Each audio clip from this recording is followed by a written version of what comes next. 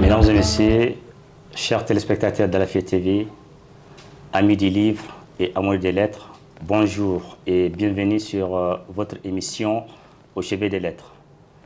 Pour ce deuxième numéro, nous sommes à Goundam, dans la bibliothèque lecture publique de la même ville, et nous accueillons M. Malik Mbaye. Malik, bonjour. Bonjour, M. Dédé. Bienvenue sur notre plateau. Merci bien. Le plaisir est partagé. Alors, comme le dit notre aîné Sanchirfi, il n'est pas bienséant de parler de soi. Donc, je vais vous faire une brève présentation de notre invité. Malik Mbaye est né en 1993 à Kati. Il a étudié au lycée Mambi Sidibé de Kati. Après les bacs, il a entrepris des études de droit privé des affaires à l'Université des sciences juridiques et politiques. Aussi, il faut le rappeler, il a étudié la science de l'information documentaire à l'université, à l'UIT, okay, de l'Université des lettres des sciences humaines de Bamako.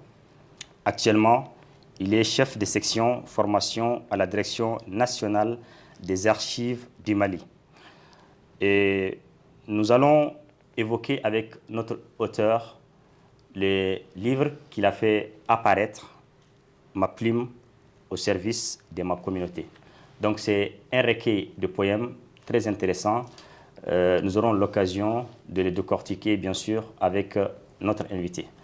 Alors, M. Malik, avant d'arriver au vif du sujet, je vais vous demander s'il y a un pan de votre parcours qu'on n'a pas dit ici, que vous voulez bien faire connaître à notre public. Je pense que vous avez dit l'essentiel. Donc, la seule partie que je peux ajouter, c'est qu'avant d'être à la Direction nationale des archives du Mali, j'ai eu à travailler aussi dans une ONG qui était en rapport avec l'agriculture et j'ai fait à peu près 4 ans comme animateur dans une radio. Très bien. Alors, en tant qu'auteur, nous savons bien que vous avez des combats personnels que vous défendez. Est-ce que vous pouvez nous introduire votre combat? Alors, notre combat, c'est de promouvoir la littérature malienne. Notre combat, c'est de valoriser les écrivains du Mali. Notre combat, c'est aussi de créer notre propre mouvement, peut-être dans les années à venir. Parce que vous savez, on a assez vu de la négritude, du romantisme, du symbolisme et autres. Nous voulons dans l'avenir créer notre propre mouvement, notre propre courant littéraire pour pouvoir rehausser la littérature malienne dans le monde entier. Alors là, c'est ambitieux. Bon courage et bonne chance. Merci beaucoup. Vous êtes actuellement à Goundam. Vous pouvez nous dire dans quel cadre vous êtes là? Alors, nous sommes à Goundam dans le cadre des activités de l'association Tombouctou Culture, couplée avec la rentrée littéraire. Donc, nous sommes à Goundam dans ce sens. Alors, à Goundam, quelle est l'atmosphère? Quelles sont les activités que vous avez à mener? Comment est-ce que vous avez senti l'intérêt du public goundamien? Alors, avant de rentrer dans le vif du sujet, je vous avoue, j'ai beaucoup aimé Goundam. Je disais à mon confrère Kanfo que vraiment, je ne vais plus partir à Bamako, que j'allais rester à Goundam tellement que l'atmosphère a été chaleureuse. Alors, le public de Goundam nous a très bien accueillis. Machallah, les activités se déroulent très bien. Nous avons d'abord commencé avec les conférences dans les lycées. Bien sûr, après le lancement de l'activité, nous avons été à Tombouctou et nous avons été aussi au lycée public de Goundam pour la présentation de nos œuvres et parler sur la thématique du défi de l'édition. Nous avons aussi animé des ateliers d'écriture. Nous avons aussi fait des cafés littéraires sur la Djinn Rose de Gundam, que j'ai beaucoup apprécié d'ailleurs. En tout cas, les activités se passent très bien. Très bien. Alors, on va rentrer dans les livres.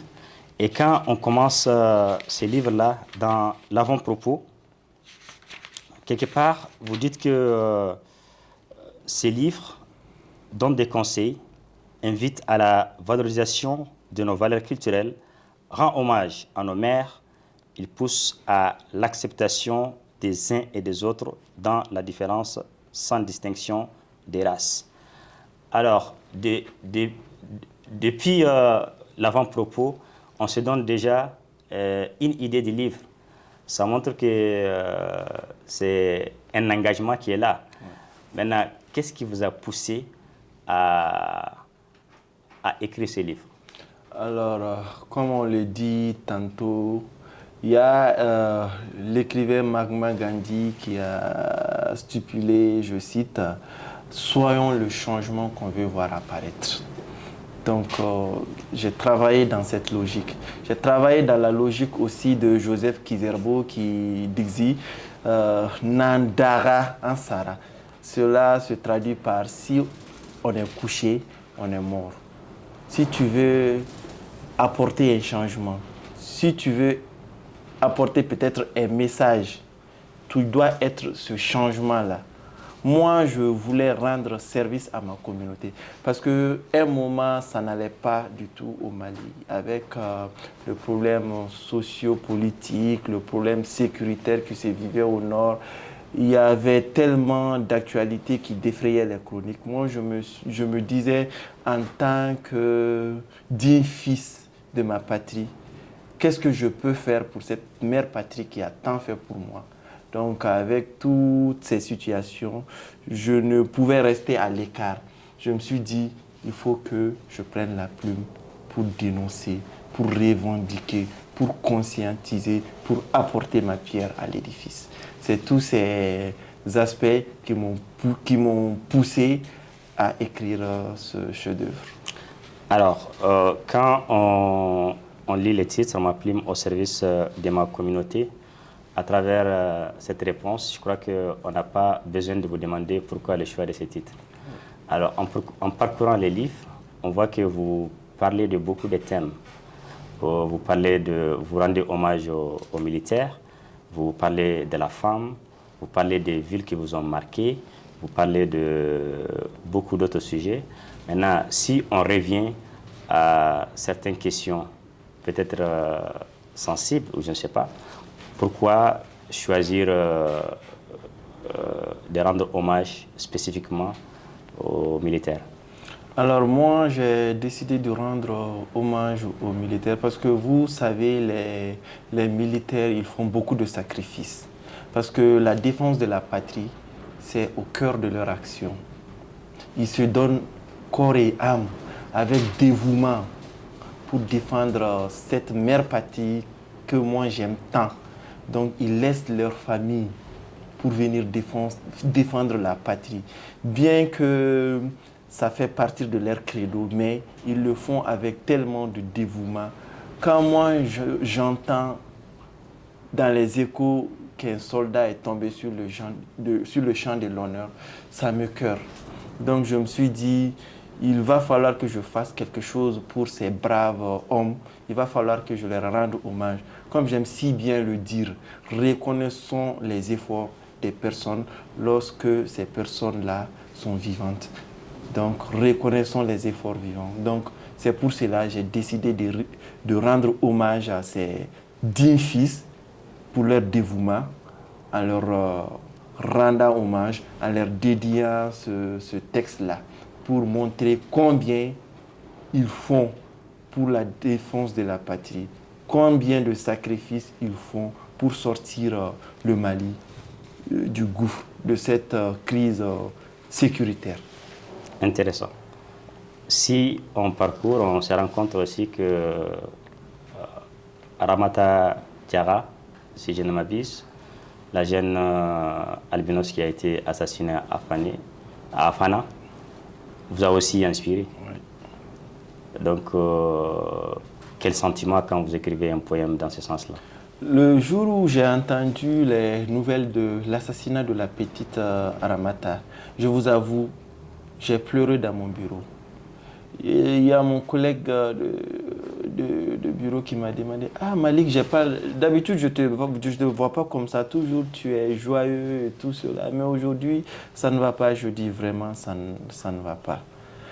Avec ce qui s'est passé à Fana, vraiment je suis abasourdi. Donc j'ai pris directement le bic avec mon calepin. Je me suis mis à écrire ce que je ressentais. Parce que je me dis à chaque fois que la personne humaine est sacrée et inviolable. Personne ne doit faire du mal à son prochain. À plus forte raison, doter la vie à une petite comme ça. Donc, je me suis dit, il va falloir que je passe un message de sensibilisation pour montrer mon cri de cœur, pour montrer que l'albinos, un enfant albinos, c'est aussi une personne humaine comme vous, comme moi. Donc, son albinisme, ce n'est pas un crime, c'est un fait de Dieu. Au lieu de les protéger, nous ne devons pas faire de cela, nous ne devons pas faire de cela des sacralités. Nous devons les protéger. Donc, comme je suis toujours dans la logique de mettre ma plume au service de ma communauté, je me suis dit que je vais écrire ce texte pour apaiser non seulement le cœur meurtri des parents de la petite albinos, pour montrer aussi à des personnes qui sont dans cette situation d'handicap, d'albinisme, je veux dire, que je suis avec eux. Donc, que je suis de cœur avec eux pour les soutenir, pour valoriser leur albinisme, pour qu'ils puissent être fiers de la couleur de leur peau. Donc, pour en quelque sorte défendre leurs droits aussi. L'engagement est bien là. Mesdames et messieurs, si vous venez de nous recevoir, sachez que vous êtes sur notre émission Au chevet des lettres, une émission qui reçoit aujourd'hui à Gundam dans la bibliothèque lecture publique, M. Malik Mbaye, auteur du livre Ma plume au service de ma communauté.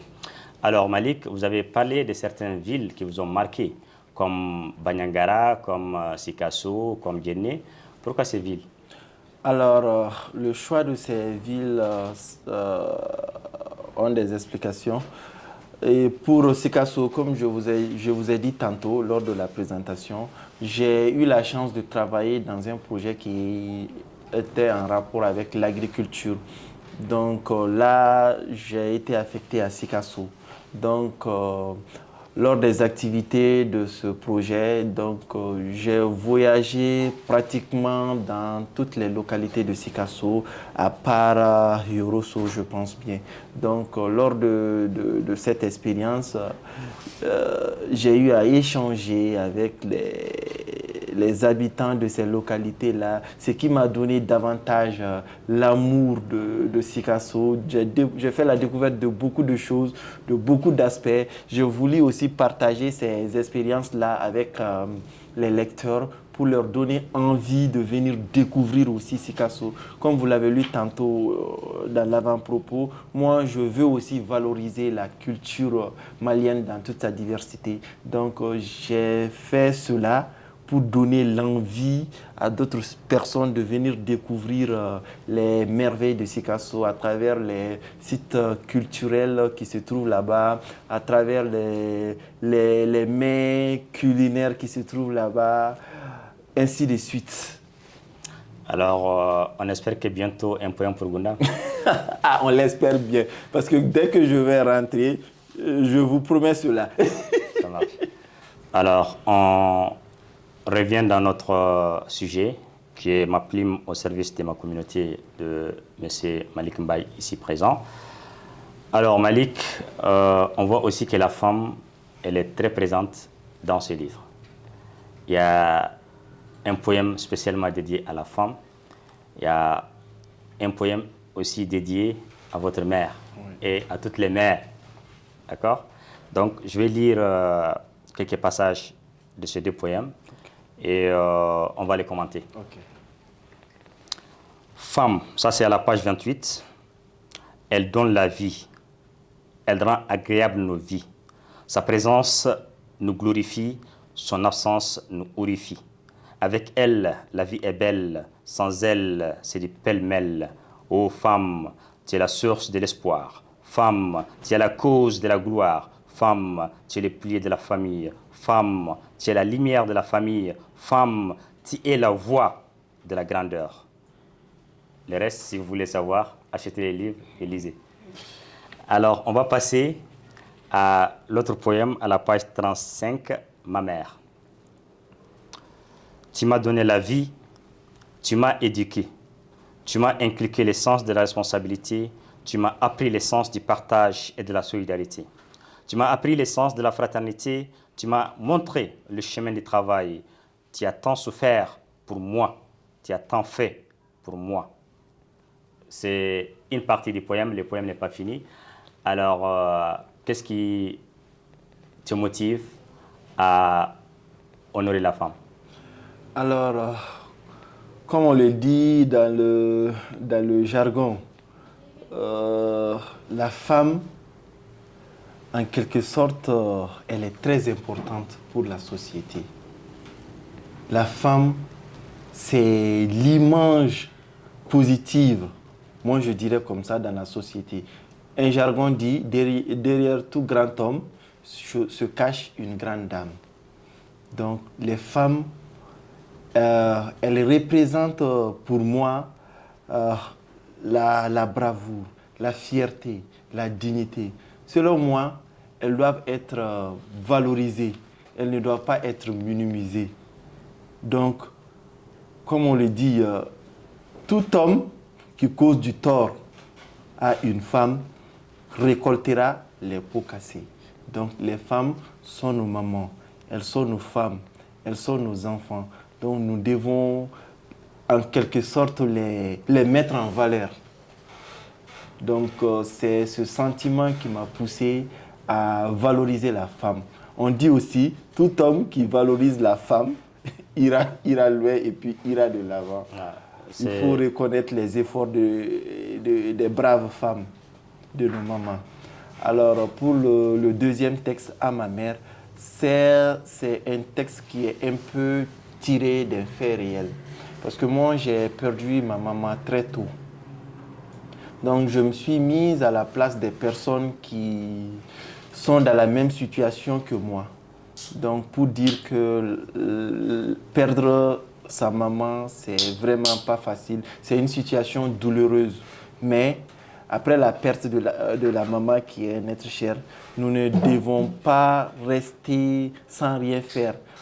Cette situation ne doit pas nous affecter à telle sorte qu'on oublie nos objectifs. Donc, on doit se battre pour devenir la fierté de la défunte maman, pour devenir ce qu'elle a voulu que nous soyons. Donc, j'ai voulu dédier ce texte à toutes les mamans du monde entier et à apaiser le cœur de tous ceux-là qui ont perdu leur maman très tôt pour qu'ils se battent, pour qu'ils soient la meilleure version de leur personnalité. Alors là, c'est noble et c'est un sujet intéressant. Au-delà de la femme, on sent aussi qu'il y a des sujets qui ne sont pas peut-être développés par les autres auteurs qu'on voit ici, comme un poème sur les agriculteurs. Oui. Alors, qu'est-ce qui t'a poussé à écrire ce poème-là? Alors moi, d'entrée de jeu, je suis un vrai passionné de l'agriculture, même si d'ailleurs, je ne prends pas les dabas pour aller cultiver dans le champ. Donc je me suis dit, il va falloir que je rende hommage aux agriculteurs aussi, parce que qui dit grand journaliste, qui dit grand reporter, qui dit grand cinéaste, qui dit grand écrivain, il faut que le ventre soit plein. Et c'est les agriculteurs qui contribuent à cela. Et c'est les agriculteurs qui contribuent en quelque sorte à l'autosuffisance alimentaire dans le monde entier. Ils doivent aussi être valorisés, ils doivent aussi être aidés. Donc c'est pour cela que j'ai fait ce texte, non seulement pour interpeller les autorités à aider les agriculteurs, mais pour que les agriculteurs puissent être fiers de l'effort qu'ils font, Machallah, pour l'autosuffisance alimentaire. Bien. Alors, je sais que le livre est exhaustif. Le temps qui nous est imparti ne nous permet pas de rentrer dans les détails. Mais est-ce qu'il y a un poème spécifiquement dans ce livre que toi tu veux, qui t'a marqué ou bien que tu veux partager avec les autres? Alors, dire à un écrivain de choisir un poème qu'il a spécifiquement marqué, ça sera un peu compliqué parce que l'écrivain, en quelque sorte, il aime tous ses textes. Tous ces textes ont des histoires et tous ces textes lui ont en quelque sorte marqué. Moi, je laisserai ce souhait à l'animateur de choisir un texte que je vais déclamer pour les téléspectateurs de la FIA TV. Alors, donc, on va prendre au hasard Construction citoyenne. Okay.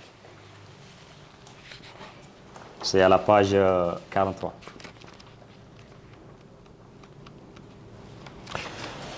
Construction citoyenne. Il est temps qu'on agisse. Il est temps qu'on apporte notre pierre à l'édifice. Il est temps qu'on agisse en tant que citoyens actifs. Il est temps qu'on agisse en tant que des bons patriotes. Il est temps que la jeunesse se manifeste. L'heure a sonné, celle de l'éveil des consciences. L'heure a sonné, celle de rendre service à notre communauté. L'heure a sonné, celle de nous impliquer pour une cause noble. La jeunesse est le levier du développement d'une nation. Soyons donc le changement qu'on veut voir apparaître. C'est sur cette maxime inspirée de Mahatma Gandhi que je vous pousse à l'action. Oui, l'action. Une action noble, une action humble, une action citoyenne, une action patriote. À savoir, construction citoyenne. Nous devons tous nous impliquer. Des questions, nous devons nous les poser. Pourquoi la citoyenneté est-elle en construction? Suis-je un bon citoyen? Qu'ai-je fait pour ma patrie? Quelles sont les démarches citoyennes et les actions citoyennes que je peux entreprendre dans la perspective de la construction citoyenne? L'air est grave. Oui, l'air est grave. Merci. Alors, on a choisi le plus long poème du texte, du recueil. Merci pour cette déclamation. Je vous en prie. Alors, on sait qu'il y a des projets d'écriture par le passé et par le futur, bien sûr.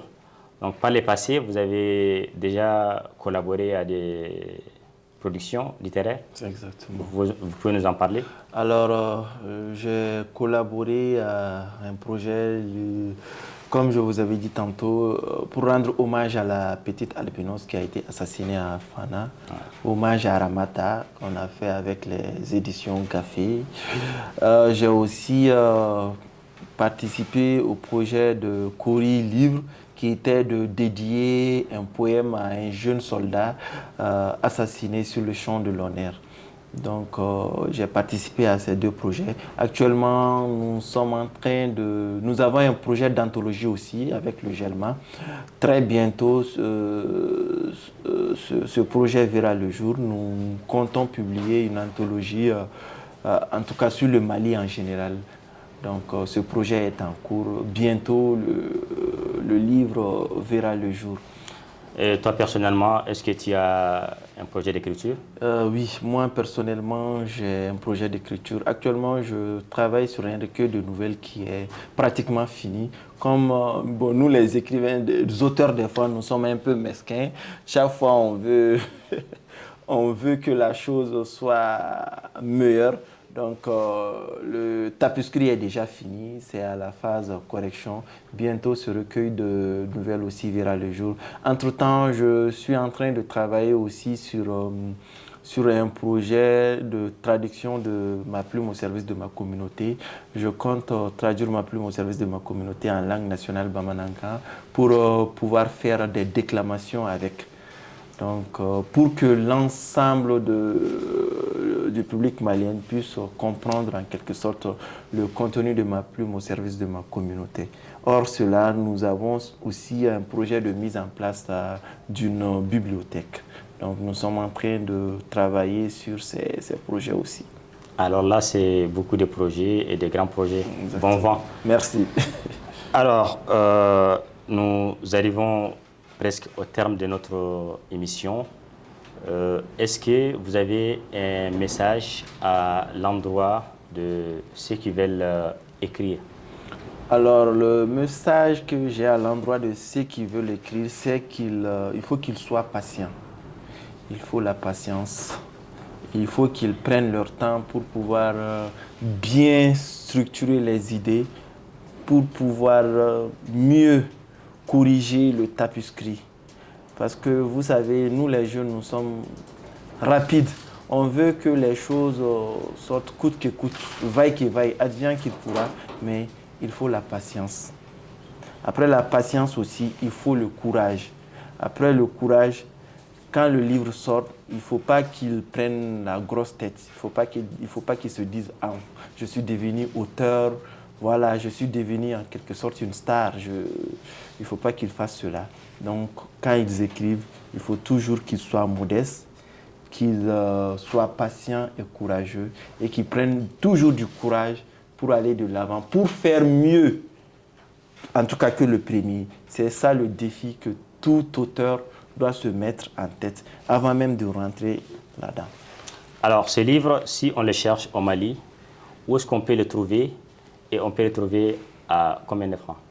Alors, le livre est disponible chez Prostil Édition, la maison d'édition qui a édité le livre. En même temps, le livre est disponible aussi avec moi-même. C'est disponible aussi avec Modibo Ibrahima Kanfo, le président du GELMA. Le livre coûte 3 000 francs. Bien. Merci Malik Mbaye pour avoir répondu à notre invitation. Mesdames et messieurs, chers téléspectateurs, nous étions avec Malik Mbaye. On a échangé autour de son livre « Ma plume au service de ma communauté ». Et nous, c'est la bibliothèque lecture publique de Gundam qui nous a accueillis pour ce deuxième numéro de cette émission. Donc, nous vous donnons rendez-vous la semaine prochaine sur la même chaîne, à la même heure. Au revoir. Merci.